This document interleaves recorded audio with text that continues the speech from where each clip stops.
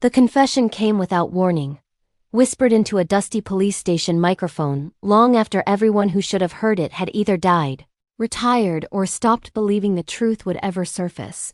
And as the tape recorder clicked on, the man leaned forward and said 5 words that froze the room. "I killed her." Words that arrived 25 years too late, opening a door that had been sealed by silence, mistakes, and a community that had already decided the past was better left buried. Because this was not just a confession, it was a resurrection of a crime that had never truly gone away, only slept beneath layers of denial and unanswered questions. And tonight on Dark Case Files, this true crime story drags us back into that darkness where justice waited decades for a voice brave enough, or guilty enough, to finally speak. The story begins in the quiet town of Briar Hollow in late October 1998, a place where the streets emptied early, where neighbors noticed unfamiliar cars, and where crimes like murder belonged to television screens, not front lawns. And least of all to the modest duplex at the end of Cedar Lane where 22-year-old Emily Carter lived, a college student working nights at a roadside diner known for her gentle voice, her habit of walking home with headphones in, and her plan to leave Briar Hollow the moment she saved enough money to do so. But on the night she never made it home, the air was cold, the sky moonless, and the last person to see her alive watched her cross the parking lot and disappear into the dark, unaware they were witnessing the final seconds of a life that would soon define the town's darkest chapter. Emily was reported missing the following afternoon after she failed to show up for a midterm exam. And when police entered her duplex, they found no signs of struggle, no forced entry, no blood.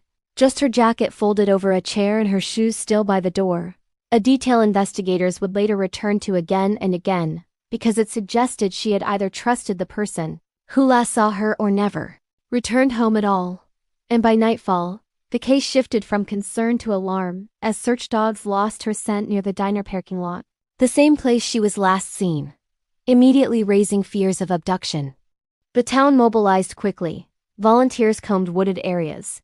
Flyers went up on every window, and local news stations ran Emily's photograph hourly. But beneath the surface urgency, early investigative choices quietly shaped the future of the case. Because within 48 hours police had already narrowed their focus to one man, Emily's ex-boyfriend Mark Holloway, a volatile relationship marked by arguments, jealousy, and a recent breakup that ended with witnesses claiming Mark had threatened that Emily would regret leaving him. And in true crime history, nothing accelerates tunnel vision faster than a suspect who fits the narrative. Mark was questioned aggressively, his alibi scrutinized, his apartment searched, yet no physical evidence tied him to Emily's disappearance, but the damage was done. His name leaked, his reputation destroyed, and the investigation quietly slowed as resources followed a theory, rather than the evidence, a mistake that would haunt everyone involved. Days turned into weeks, weeks into months, and without a body. Prosecutors declined charges, leaving the case officially open but practically abandoned. And in Briar Hollow, life returned to routine with an unspoken agreement that Emily Carter's name would be mentioned less and less, until it became something people remembered in the past tense, a tragedy without resolution.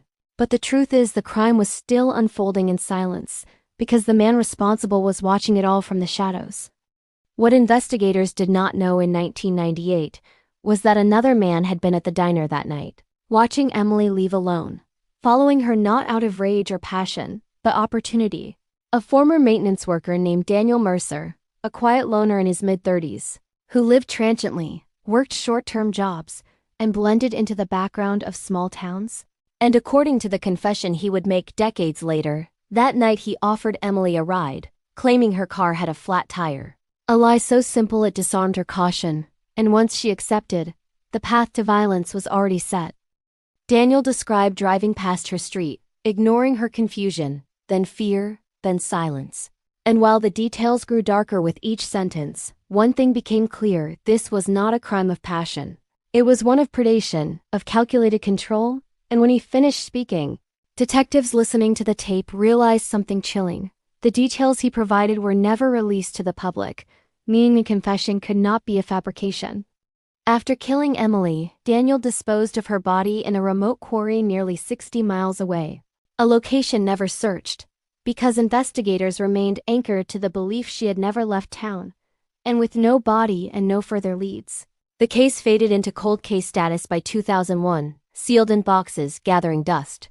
For 25 years, Daniel lived free, married briefly, divorced quietly, and moved between towns, carrying the secret like an infection. And according to his later statement, it was not guilt that brought him back to the police station, but fear. Fear that modern forensic technology had finally caught up with him. Fear that advances in DNA, cold case reexaminations, and digital footprints would expose him anyway.